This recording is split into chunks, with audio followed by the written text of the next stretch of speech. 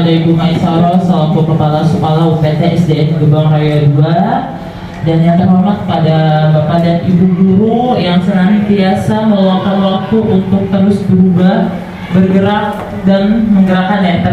Angkatan 7, perkenalkan saya Dona Yustiara SPD, CGP Angkatan 7 tahun 2023. Hari ini saya ingin berbagi sedikit mengenai budaya positif. Nah, sebelum masuk ke materi budaya positif, ada beberapa hal pertanyaan pemantik yang ingin saya sampaikan atau Bapak dan Ibu, pada Bapak dan Ibu, menurut Bapak dan Ibu bagaimana sih bagaimana menciptakan suasana budaya positif yang ada di lingkungan sekolah kita? Menurut Bapak dan Ibu bagaimana meningkatkan budaya positif yang ada di sekolah kita?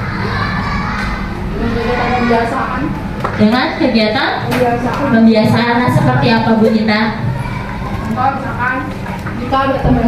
Contohnya misalkan jika bertemu dengan Bapak atau Ibu guru, minimal menyapa ataupun cium tangan. Kemudian ketika bertemu dengan teman, mengucapkan say hello atau misalkan minimal senyum. Kemudian berikutnya jika masuk ke kelas, ya kalau saya mungkin lebih kepada dalam diri kita dulu sendiri yang punya energi positif vibes-nya dimunculkan dari dalam diri kita sendiri. Jadi sebelum kita mengimbas kepada rekan-rekan kerja, ada baiknya budaya positif itu ditanamkan dari dalam diri sendiri. Hukuman itu dapat nggak sih mendisiplinkan anak?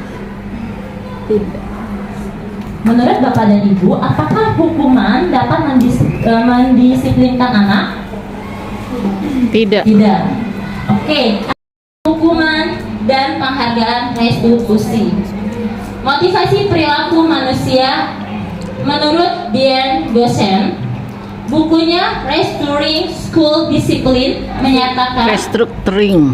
ada 3 motivasi perilaku manusia. Yang pertama, untuk menghindar ketidaknyamanan atau hukuman. Yang kedua, untuk mendapatkan imbalan atau penghargaan dari orang lain. Yang ketiga, untuk menjadi orang yang mereka inginkan dan menghargai diri sendiri dengan nilai-nilai yang mereka percayai. Next. Di sini banyak ya Bapak Ibu ya, motivasi perilaku manusia menurut Diane Gossen dalam bukunya Restoring School Discipline. Cipta Tuhan dan segenap ciptaannya. Yang kedua, kemandiriannya, kejujuran, hormat santun, dermawan, suka menolong, gotong royong, percaya diri, pekerja keras, kepemimpinan dan keadilan, baik dan rendah hati, toleransi, kedamaian dan kesatuan. Ini untuk petunjuk seumur hidup dan keterampilannya. Keterampilan hidupnya dapat dipercaya, lurus hati, pendengar yang aktif, tidak merendahkan orang lain, memberikan yang terbaik dari diri. Petunjuk hidupnya peduli, penalaran, bekerja sama, keberanian, keingintahuan, usaha, keluasan atau fleksibilitas, keteguhan hati, kehormatan, dan integritas. Next, ya. Nah, ini dia Bapak dan Ibu. Coba kita sama-sama merembukan diri kita sendiri. Apakah kita sudah berubah dalam paradigma baru ini? Yang pertama, kita mencoba mengubah orang lain agar berpandangan sama dengan kita. Tentunya anak itu harus apa kata kita. Apakah Bapak dan Ibu merasakan? Ya. Sampai sekarang? Ya. Iya? Iya. Nah, sedangkan di dalam paradigma baru ini itu tidak semua apa yang kita katakan itu harus anak lakukan. Itu salah ya Bapak dan Ibu ya. Karena kita harus berusaha memahami pandangan orang lain tentang dunianya. Karena dunia anak itu nggak harus apa yang saya katakan kamu harus seperti ini, kamu harus pintar ini, kamu harus pintar itu. Apakah harus seperti itu Bapak dan Ibu? Tidak. Oke. Dan yang kedua, perilaku buruk dilihat sebagai suatu kesalahan. Biasanya saya pribadi sendiri juga pun merasakan kesalahan anak itu menjadi keingatan terus sampai pembagian rapot. Anak ini buruk, kurang sopan, dan ya rapotnya saya kurangin. Apakah Bapak dan Ibu merasakan seperti itu? Tidak. Enggak. Tidak. Apakah masih atau tidak? Enggak. Tidak, alhamdulillah ya. Atau di kelasnya misalnya anak itu bandel, tapi dicuekin, dibodohin, tapi difokusin sama anak yang emang kita sukai gitu. Kan biasanya kan guru gitu ya. Anak itu saya suka banget, udahlah jadi anak itu aja, yang lain udah dibiarkan saja begitu. Apakah masih seperti itu? Tidak. Alhamdulillah, berarti sudah masuk ke paradigma baru. Next, orang lain bisa mengontrol saya. Saya bisa mengontrol orang lain. Apakah seperti itu? Iya. Misalnya, saya bisa mengontrol Bu Ika. Bu Ika juga pun bisa mengontrol saya. Bisa tidak kira-kira? Bisa? Bisa. Oke, next, pemaksaan ada pada saat bujukan gagal dan model berpikir menang atau kalah. Di sini teori kontrolnya, semua perilaku memiliki tujuan. Hanya Anda yang bisa mengontrol diri Anda. Lalu, Anda tidak bisa mengontrol orang lain. Ya, orang lain punya hak, saya juga punya hak. Orang lain punya privasi, saya juga punya privasi. Kolaborasi dan konsensus menciptakan pilihan-pilihan baru. Dan yang terakhir, model berpikir menang-menang. Jadi kepada anak tanamkan, kamu anak yang pintar walaupun anak itu kurang. Terus anak ketika ada lomba jangan biarkan, kamu nggak takut kalah. Kan biasanya orang tua udah nakutin duluan ya. Nanti kalau kalah gimana? Malu-maluin doang. Itu jangan pernah menerapkan seperti itu. Yuk kita rubah paradigma baru dengan kata-kata positif, yaitu budaya positif. Dari kata-kata kita, bukannya Islam juga pun mengajarkan setiap kataan itu adalah doa, gitu kan? Jadi coba yuk rubah paradigma baru kita dari pola berkata. Tutur katanya maksudnya, kamu mah blow on jadi anak gitu. Jangan gitu. Maksudnya kita rubah, yuk kamu bisa, kamu pintar, kamu bisa kok. Maksudnya menang dalam perlombaan ini. Walaupun kamu tidak menang, tapi ibu bangga kok sudah maju ke depan. Nah, tentang hati ibu. Ya Allah, sakit banget. Next, ya. Dia terpesona.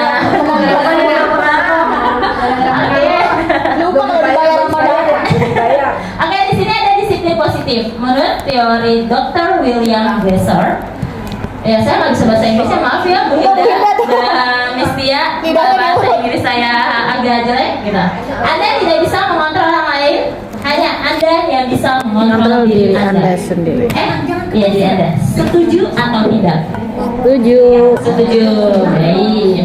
Makna disiplin di sini yaitu belajar kontrol diri dengan menggali potensi kita agar tercipta tujuan mulia, tercapai tujuan mulia, yaitu sesuatu yang menjadi seseorang yang kita inginkan berdasarkan nilai-nilai yang kita hargai. Di sini banyak ya, ada teori motivasi, 5 posisi kontrol, serta 5 kebutuhan dasar manusia. Saya singkat deh, Bapak dan Ibu. Tadi disiplin. Kalau misalnya kita membuat kenyamanan di kelas, anak-anak bakalan termotivasi nggak sih? Maksudnya, aku nggak mau bolos, gurunya enak gitu. Ya, maksudnya semangat gitu, semangat. Gurunya enak gitu. Terus gurunya udah disiplin, tepat waktu, bermain terus di kelas. Saya bermain sambil belajar ya. Terus ada kuis, ada game. Itu anak-anak termotivasi nggak sih untuk, aku walaupun aku sakit, walaupun aku batuk, walaupun aku demam, aku tetap pengen sekolah. Senang nggak sih Bapak dan Ibu menjadi guru yang dirindukan? Menjadi guru yang dirindukan.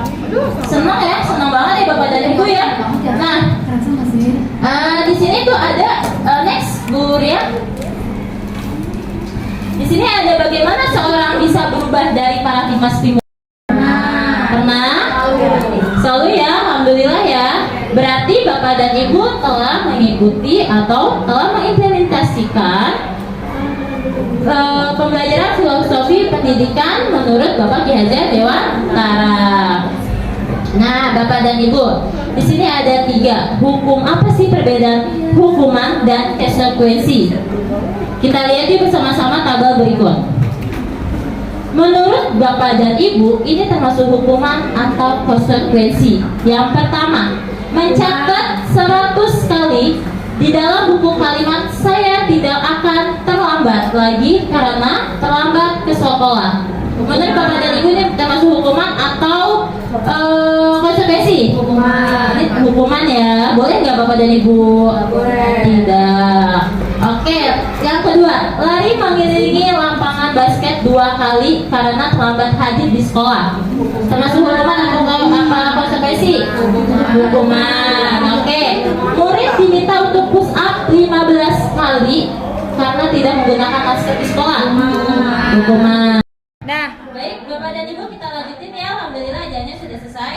Dan yang ketiga, murid diminta untuk push up 15 kali karena tidak menggunakan masker di sekolah. Ini hukuman atau konsekuensi Bapak dan Ibu? Hukuman. Oke, next, menggantikan kertas tugas teman yang telah dicoret-coret. Ini konsekuensi ya, karena dia udah ngelakuin kesalahan coret-coret, otomatis dia harus bertanggung jawab. Next, membersihkan tumpahan air di meja, tulis karena tersenggol pada temannya, terus dia ngelap. Ini konsekuensi atau hukuman? Konsekuensi. Next, murid disuruh untuk menggunakan sepatu seharian di sekolah karena tidak menggunakan sepatu hitam. Ini konsekuensi atau hukuman? Hukuman. Dan yang terakhir, lari memilih lapangan basket 2 kali karena terlambat 10 menit. Jadi termasuk hukuman atau konsekuensi Bapak dan Ibu? Hukuman. Baik. Next. Tadi Bapak dan Ibu tahu ya apa perbedaan hukuman dan konsekuensi. Kalau hukuman itu yaitu bersifat tidak terencana, tiba-tiba kita nyeletuk aja. Nah, kamu kesalahan, kamu lari, ya kan tiba-tiba aja langsung respon gitu dari mulut kita. Itu misalnya kesepakatan bersama bisa masuk konsekuensi. Ya, itu masuk ke konsekuensi. Nanti kita akan belajar tentang kesepakatan bersama atau kesepakatan yang ada di kelas ya. Oke, next. Hukuman bersifat satu arah. Ya, satu arah ya Bapak dan Ibu ya. Kalau namanya hukuman ya, itu dari guru ya. Kamu lari karena kamu terlambat, kamu lari ya nak 10 kali putaran. Itu berarti satu arah ya dari gurunya itu. Dan itu bersifatnya tidak terencana. Oke. Next. Nah, kalau konsekuensi yaitu sudah terencana atau sudah disepakati. Nah, tadi nih, benar kata Bu Sri, yang namanya kesepakatan kelas berarti atau kesepakatan bersama yaitu termasuk konsekuensi. Ya, benar, karena konsekuensi itu sudah terencana atau sudah disepakati oleh murid dan guru. Konsekuensi dibuat oleh pihak guru dan murid sudah mengetahui apabila terjadi pelanggaran. Jadi anak udah tahu nih, kalau misalnya dia salah, dia bisa mengatasi permasalahannya dan bisa bertanggung jawab atas permasalahan yang telah dia buat. Next, pada konsekuensi murid tetap dibuat tidak nyaman untuk jangka waktu pendek. Dan yang keempat, konsekuensi biasanya diberikan berdasarkan suatu data yang umumnya dapat diukur. Misalnya, setelah 3 kali tugas tidak diselesaikan pada batas waktu yang diberikan, atau murid melakukan kegiatan di luar kegiatan pembelajaran, misalnya mengobrol, maka murid tersebut akan kehilangan waktu bermain dan harus menyelesaikan tugas dari ketertinggalannya. Oke? Selanjutnya, kelewat guru ya. Next guru ya. Nah, ini dia. Apa perbedaan hukuman dan konsekuensi? Di sini bisa dilihat ya Bapak dan Ibu ya. Hukuman sesuatu yang menyakiti harus terjadi. Benar nggak sih kita nyakitin anak kalau kita kasih hukuman kepada anak tersebut? Ya, tapi kalau konsekuensi itu sesuatu harus terjadi. Membuat anak sakit fisik maupun hati untuk jangka waktu yang lama. Kalau hukuman kan otomatis teringat ya Bapak dan Ibu, pernah nggak sih mengalami sesuatu dari masa kecil hingga sekarang yang Bapak Ibu ingat? Maksudnya, saya pernah dihukum oleh ibu saya karena nilai saya 5, makanya saya direndam di kamar mandi. Kalau nggak boleh keluar. Iya. Saya pernah ya, pernah ngerasain itu berefek panjang nggak sih Bapak dan Ibu? Ya sampai tua itu aja. Sampai tua teringat terus ya Bapak dan Ibu ya. Apakah Bapak dan Ibu pernah merasakan selain Bu Eti? Ada? Enggak. Kita orang yang mudah memaafkan. Oke, next. Anak membenci kedisiplinan.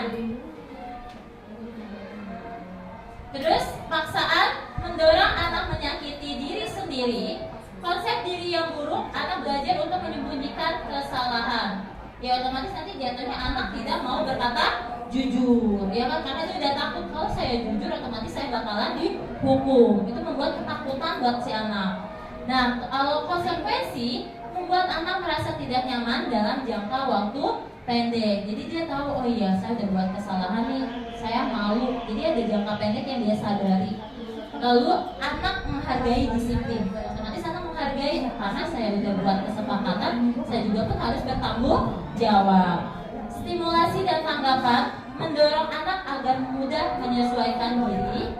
Konsep diri yang baik, anak belajar untuk mematuhi peraturan. Oke, selanjutnya di sini ada identitas gagal dan identitas sukses. Bapak dan Ibu memilih identitas gagal atau identitas sukses? Sukses. Oke, kita lihat yuk hukuman. Menurut Bapak dan Ibu, hukuman sesuatu yang menyakitkan harus terjadi. Yang tadi ya Bapak dan Ibu ya, otomatis itu menyakiti hati seorang anak dan akan berefek panjang. Tadi Bu Yeti aja sampai detik ini hingga dia sudah menua, jangan deh, masih muda gitu. Hingga muda ya, sudah dewasa gitu ya, dan ibu-ibu gitu, masih teringat gitu hukuman yang telah diberikan kepada siapa Bu Yeti? Dari orang tua atau guru atau yang lain? Kakak. Dia sampai teringat loh kakaknya itu pernah menyakiti hatinya dengan hukuman. Nah, konsekuensinya sesuatu harus terjadi. Restitusi itu merupakan pilihan. Tidak nyaman untuk murid, anak untuk jangka waktu panjang. Tadi ya jangka panjangnya lumayan juga ya berefeknya ya. Sampai Bu Yeti udah segede ini masih teringat-ingat gitu. Yang tadinya kecil sampai gede gitu kan. Terus konsekuensi tidak nyaman untuk murid atau anak untuk jangka waktu pendek. Kalau restitusinya menguatkan untuk murid atau anak dalam jangka waktu panjang. Serta perlakuan pasif atau agresif meningkat dan pembuatan hanya bertahan dalam jangka waktu pendek, masalah terpecahkan. Next. Di sini banyak ya, ada negatif dan netral maupun positif yang tadi Bapak dan Ibu. Pernah nggak sih Bapak dan Ibu melakukan atau berkata awas kalau dilakukan lagi ya nanti awas kan? Pernah? Pernah ya. Nah coba yuk sama-sama. Itu membuat anak kita semakin bodo amat, saya semakin membandel ya nggak? Tapi karena mudah-mudahan kita bukan ibu peri, kita ibu biasa. Tapi coba yuk kita kontrol demi anak-anak kita, demi perkembangan anak-anak kita. Coba yuk kita lakukan dengan kata-kata positif. Apakah hal ini yang sesungguhnya yang kamu inginkan? Atau agak repot ya, jujur saya juga belum bisa ya. Tapi saya mencoba untuk, tapi mau nggak mau kita harus mencoba untuk perubahan Bu. Kita yuk coba berubah yuk anak kita di kelas kita. Apakah kamu ingin seperti ini?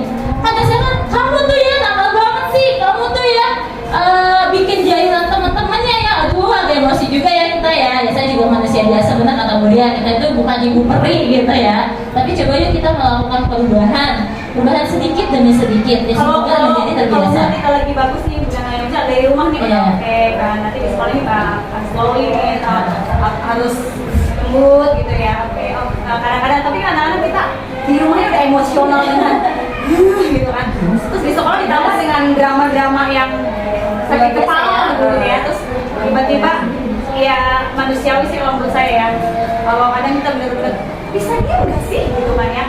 Bu Guru lagi Zoom nih. Ya Bu. Kadang-kadang kita Zoom kan di jam sekolah juga gitu kan. Di sekolah penggerak juga pengen kita di jam efektif gitu. Kadang ya seperti itu.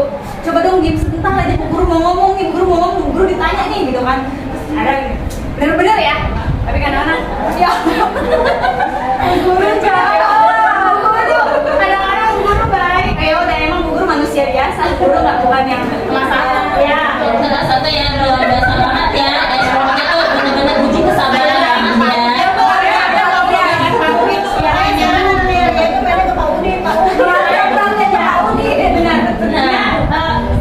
Bilang ini,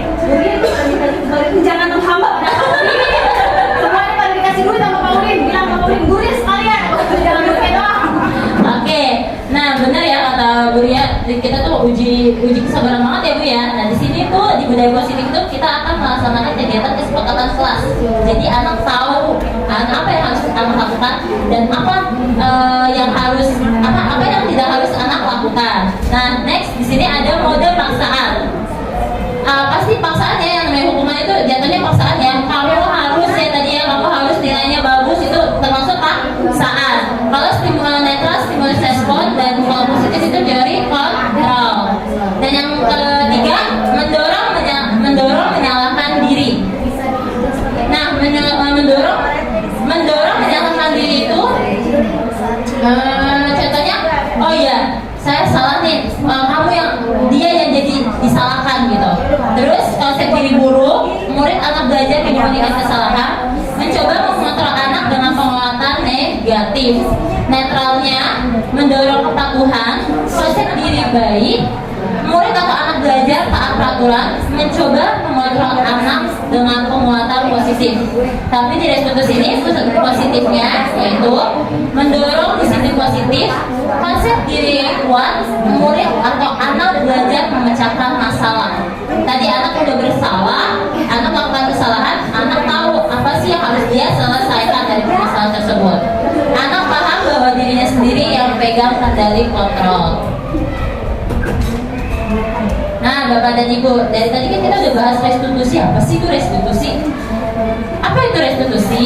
Restitusi adalah proses menciptakan kondisi bagi murid untuk memperbaiki kesalahan mereka, sehingga mereka bisa kembali kepada kelompok mereka dengan karakter yang lebih kuat. Restitusi ini juga merupakan proses kolaboratif yang mengajarkan murid untuk mencari solusi untuk masalah mereka dan membantu murid berpikir tentang orang seperti apa yang mereka inginkan dan bagaimana mereka harus memperlakukan orang lain. Next. Ada 9 ciri-ciri restitusi ya Bapak dan Ibu. Yang pertama, bukan untuk menebus kesalahan, namun untuk belajar dari kesalahan. Contohnya, pernah nggak sih Bapak dan Ibu ada anak satu kasus anak itu tidak pernah mengerjakan tugas dari kita? Ada ya. Terus apakah Bapak Ibu harus bilang gini? Kalau kamu nggak ngerjain tugas diancam kan jatuhnya ya. Kalau tidak mengerjakan tugas nilai ibu kurangin atau enggak dirapot nilainya merah. Ada ya seperti itu? Ya terus kalau nggak mau ibu nilai lagi, ibu malas karena kamu aja nggak mau ngerjain gitu. Pernah ya Bapak dan Ibu ya? Pernah? Enggak. Berarti alhamdulillah di sini nggak ada ya. Nah, memperbaiki hubungan. Yang ketiga, tawaran bukan paksaan. Keempat, restitusi menuntut untuk melihat ke dalam diri. Kelima, restitusi mencari kebutuhan dasar yang mendasari tindakan.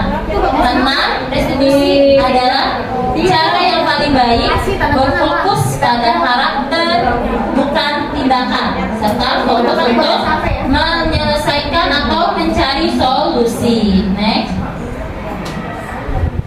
Boleh, nah yang tadi Bapak Ibu yang pertama nih, apakah boleh kita memberikan penghargaan kepada murid kita? Boleh. Boleh? Oke, next. Boleh ya Bapak dan Ibu ya? Kata Alif Kon mengemukakan baik penghargaan maupun hukuman adalah cara-cara mengontrol perilaku seseorang yang menghancurkan potensi untuk pembelajaran yang sesungguhnya.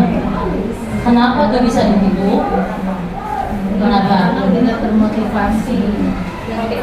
Ya, kalau kita berikan penghargaan ataupun penghukuman itu tidak membuat anak termotivasi dalam jangka panjang. Yang tadi dikatakan di awal, kalau kita kasih iming-iming, otomatis anak itu bakalan giat di hari itu saja, tapi tidak berjangka panjang. Tapi kalau misalnya kita kasih respon positifnya, maksudnya berikan kata-kata positifnya, contohnya kamu bisa, maksudnya gimana ya? Kalau misalnya hukuman sama penghargaan itu kan hanya batas sementara, tapi kalau misalnya jangka panjang kan kita bisa melakukan, yuk kamu anak pintar, kamu hebat, kamu bisa. kamu bisa menyelesaikan tugas sendiri walaupun nilai kamu kurang, tapi bunda bangga. Nanti kita perbaiki ya. Dikatakan oleh kata Alfi Kohn menemukan baik penghargaan maupun hukuman adalah cara-cara mengontrol perilaku seseorang yang menghancurkan potensi untuk pembelajaran yang sesungguhnya. Karena kita lihat lagi individunya, lihat lagi karakter siswanya. Karena tidak karakter siswa itu semuanya sama. Kalau misalnya emang sih penghargaan itu perlu, adanya reward itu perlu, gitu kan maksudnya. Oh ya berarti alhamdulillah nih selama kita kerja kita dihargai, atau kan selama kita belajar kita dihargai oleh orang tua gitu.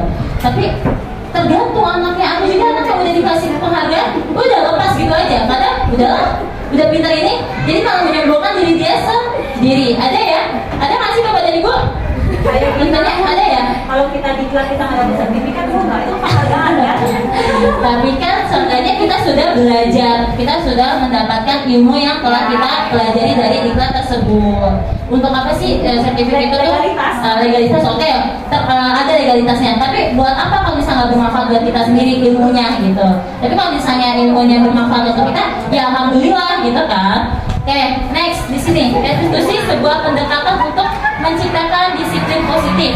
Ciri-cirinya, yang pertama, restitusi bukan untuk menebus kesalahan, namun untuk belajar dari kesalahan. Yang kedua, restitusi memperbaiki hubungan. Restitusi adalah tawaran, bukan paksaan. Dan yang ketiga, yang keempat, restitusi menuntun untuk melihat ke dalam diri. Oke, selanjutnya. Ada konsep utama dalam budaya positif. Di sini ada berapa? Ada 7 ya Bapak dan Ibu ya. Yang pertama perubahan paradigma belajar. Yang kedua disiplin positif. Ketiga kebutuhan dasar manusia. Keempat motivasi perilaku manusia. Kelima posisi kontrol restitusi. Keenam keyakinan kelas. Dan yang terakhir segitiga restitusi. Perubahan paradigma baru. Yang tadi ya Bapak dan Ibu ya, yang dirancang berdasarkan prinsip pembelajaran yang terdiferensiasi, sehingga siswa belajar sesuai dengan kebutuhan dari tahap perkembangannya masing-masing untuk mewujudkan profil belajar Pancasila. Bapak dan Ibu di sekolah kami, di sekolah SDN Gebang Raya 2, apakah Bapak dan Ibu telah melaksanakan kegiatan pembelajaran berdiferensiasi? Sudah pernah dilakukan? Sudah. Oke. Terus Bapak dan Ibu, apakah pembelajaran yang telah dilakukan oleh Bapak dan Ibu mengacu pada profil pelajar Pancasila? Ya, oke. Alhamdulillah ya. Next. Tadi disiplin sudah ya. Disiplin itu disiplin mengacu dari nilai-nilai kebijakan universal yang tadi ya, baik motivasi intrinsik dari dalam diri kita sendiri maupun dari luar, dari ekstrinsi. Oke, motivasi perilaku manusia. Tadi motivasi itu merupakan dorongan yang timbul pada diri seseorang secara sadar atau tidak sadar untuk melakukan suatu tindakan dengan tujuan tertentu. Dan yang keempat, untuk yang ketiga dulu. Di sini menghindari ketidaknyamanan dan hukuman, murid melakukan disiplin diri karena ia takut dihukum. Hal ini merupakan motivasi dari intrinsik dari dalam ya. Mendapatkan imbalan atau penghargaan dari orang lain, murid melakukan disiplin diri karena ingin mendapatkan imbalan. Hal ini merupakan motivasi ekstrinsik. Menghargai nilai-nilai kebijakan diri sendiri, yaitu murid melakukan disiplin diri karena sadar akan kebajikan dirinya. Hal ini merupakan motivasi intrinsik. Selanjutnya, di sini ada 4 kebutuhan. Yang keempat, kebutuhan dasar manusia. Yang pertama, bertahan hidup, kasih sayang dan rasa diterima, penguasaan, kebebasan, serta kesenangan. Restitusi, posisi kontrol restitusi. Restitusi adalah proses menciptakan kondisi bagi murid untuk memperbaiki kesalahan sehingga mereka bisa kembali pada kelompok mereka dengan karakter yang kuat. Seperti apa sih restitusi itu? Coba kita lihat. Restitusi sebuah cara menanamkan disiplin positif. Ciri-cirinya bukan untuk menebus kesalahan, melainkan belajar dari kesalahan. Yang tadi ya Bapak dan Ibu ya, misalnya anak itu melakukan kesalahan tidak masuk atau bolos terus. Kalau nggak tidak mengerjakan tugas, biasanya kita panggil, ya kan? Nah kita buat karena di awal kita sudah membuat kesepakatan kelas, otomatis keyakinan kelas, otomatis kita tanyakan, nak, kalau misalnya kamu bolos terus atau tidak mengerjakan tugas, baik tidak ya untuk kamu? Kita tanyakan dulu kepada anak itu, biar anak itu sadar, oh iya bahwa bolos dan tidak mengerjakan tugas itu adalah sebuah kesalahan pada diri dia sendiri. Lalu kita tanyakan lagi, lalu seharusnya bagaimana? Otomatis anak itu memecahkan permasalahan diri dia sendiri. Iya, harusnya seperti apa ya? Nah, ini dia adalah restitusi, sebuah cara menanamkan disiplin positif pada murid yang merupakan sebuah tawaran atau bukan paksaan, menuntut untuk melihat ke dalam diri serta mencari kebutuhan dasar yang mendasari tindakan, fokus pada karakter bukan tindakan, fokus pada solusi dan mengembalikan murid yang bersalah pada kelompoknya. Oke? Sini yang tadi ya, contoh siswa tidak mengerjakan PR.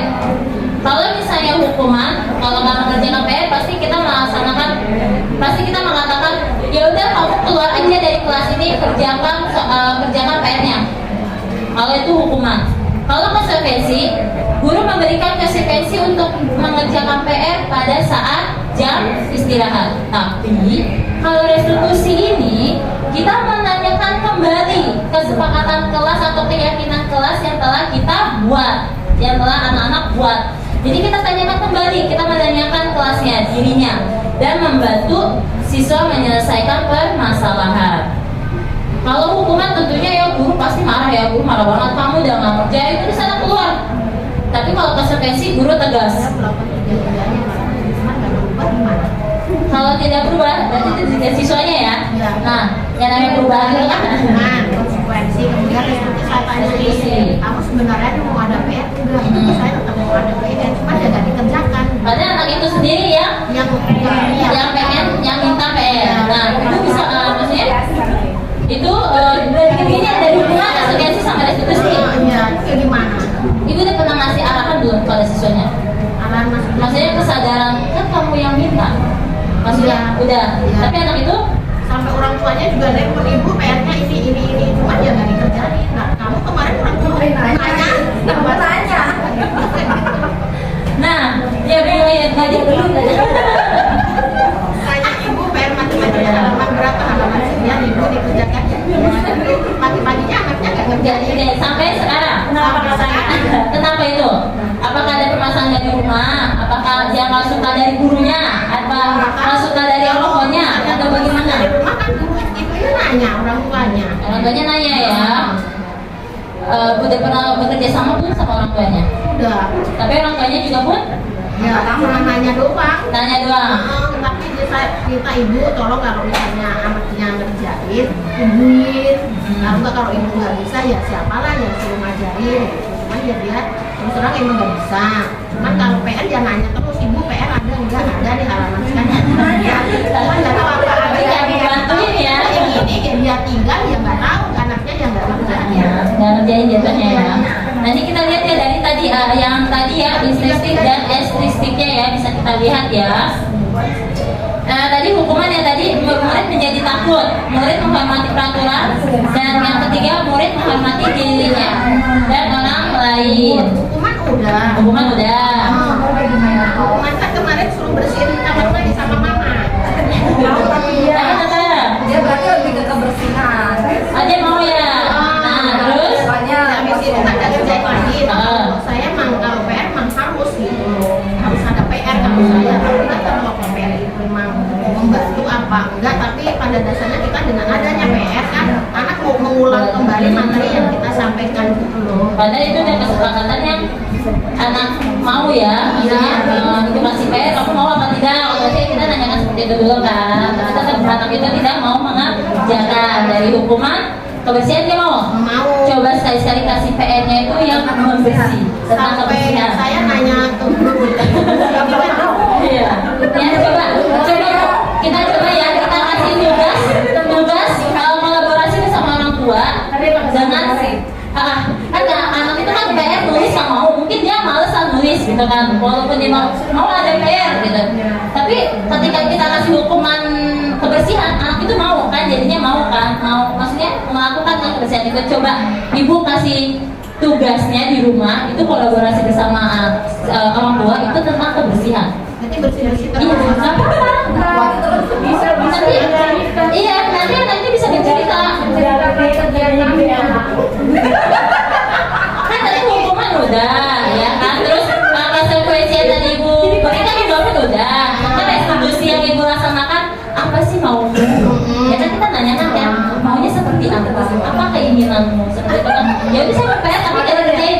Tapi kalau kita kasih hukuman kebersihan, beliau mau kita kan sesuainya. Coba ibu satu kali gitu, maksudnya kasih tugas PR-nya itu tentang kebersihan bersama orang tuanya. Saya malah ini kan ke grup nih, gitu karena ya saking tiap harinya nggak pernah kerjain PR. Gitu ya. Bu, ini anak-anak ini mau gimana gitu. Ada yang oh iya bu, kalau nggak kerjain PR setelah pulang sekolah suruh kerjain di rumah guru. Jadi saya terapin nih, sekali iya kerjain, tapi berikutnya juga ada PR yang nggak kerjain. Itu bertiga itu Tiga selama udah bukan pas ya. tidak bisa dipisahkan kayak yang Saya kan pas dia bersihin kan saya foto nih ibu, maaf ya anaknya nggak kerjain PR nih saya suruh bersihin. Itu malah kesel kan Ini ada penambahan dari Bu Yeni. Suruh tanggapi ya. Bu Yeni coba tanggapi permasalahan yang terjadi.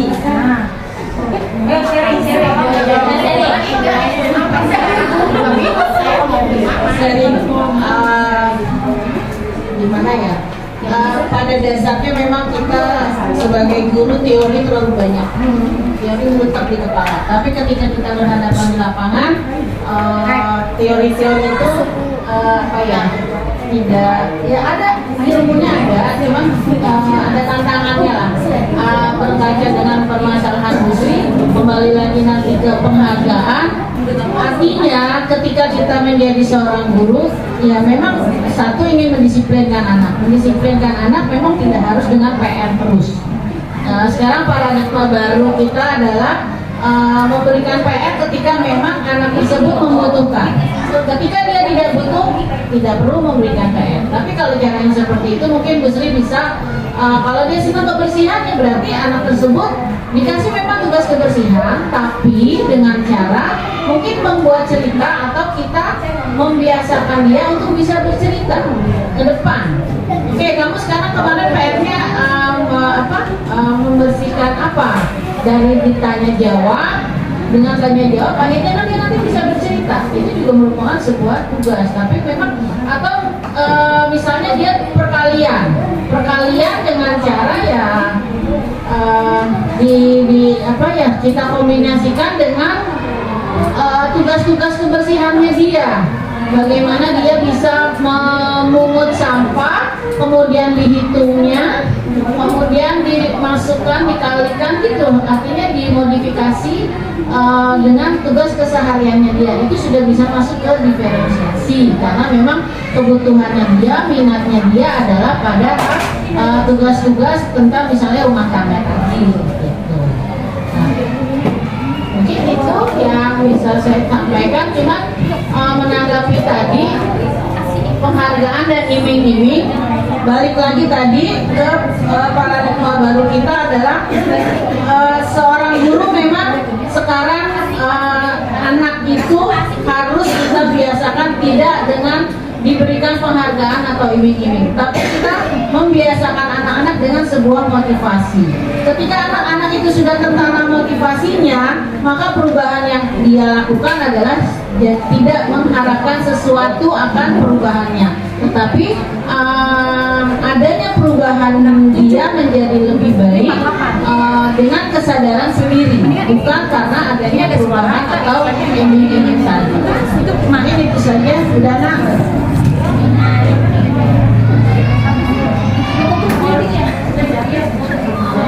Ngomong apa lagi kan biar slide aku jalani. Membuat kebutuhan kami. Baik, terima kasih Bu Yati atas tanggapannya. Itu juga bisa ya Ibu ya, kita berikan. Nah ini dia, tadi kan tentang anak, tapi Tapi coba yuk kita buat sama-sama di kelas kita, sama-sama kepada murid kita untuk membuat keyakinan kelasnya. Biar anak itu tahu, oh iya saya udah buat, saya harus bertanggung jawab dan saya harus melaksanakannya. Coba yuk kita sama-sama berdiskusi kepada anak, apa sih yang anak inginkan, kelas seperti apa sih yang kalian mau gitu, kelas apa sih yang mau kalian, maksudnya kelasnya seperti apa gitu yang membuat kalian itu nyaman. Coba sekali-sekali kita tanya kepada siswa kita, jangan menurut kita, menurut kita mas kelas kita udah nyaman, udah paling bersih, udah paling wangi, udah paling segala macam, itu menurut kita. Tapi kan kita belum tahu menurut si siswa itu apa keinginannya. Coba sekali-sekali yuk kita dengar keinginan anak itu maunya seperti apa, bagaimana sih maksudnya seperti apa sih kelas yang nyaman. Biarkan anak itu mengumumkan pendapat-pendapatannya dan kita tempelkan serta kita jadikan sebagai keyakinan kelas kita. Ketika anak itu melanggar, otomatis kita bisa menanyakan kembali. Nah, kamu yang sudah membuat kesepakatan tersebut, kamu yang sudah meyakini kesepakatan tersebut, kenapa kamu melanggarnya? Itu bisa kita kembalikan lagi kepada peserta didik tersebut. Jadi anak juga pun bisa bernalar kritis ya. Tadi kan maksudnya kalau belajar Pancasila ya, anak bisa bernalar kritis, bisa memecahkan permasalahannya.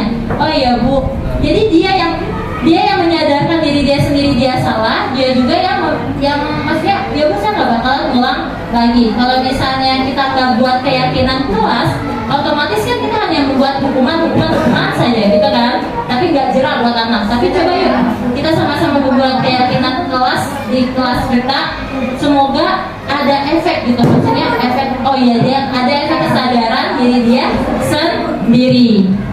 Nah, lanjut. Nanti ada validitas kebutuhan ya, tadi sudah dijelasin ya Bu ya. Jadi kita langsung saja ke berikutnya. Tadi juga sudah ya menanyakan keyakinan. Selanjutnya, terima kasih. Baik Bapak dan Ibu, terima kasih atas berbagi sedikit ya tentang budaya positif. Semoga anak-anak kita mau berubah, diri kita sendiri juga pun mau berubah perlahan demi perlahan. Sekian, mohon maaf apabila ada salah kata. Wassalamualaikum warahmatullahi wabarakatuh. Terima kasih kakak, terima kasih kami ucapkan. Terima kasih kakak, terima kasih kakak.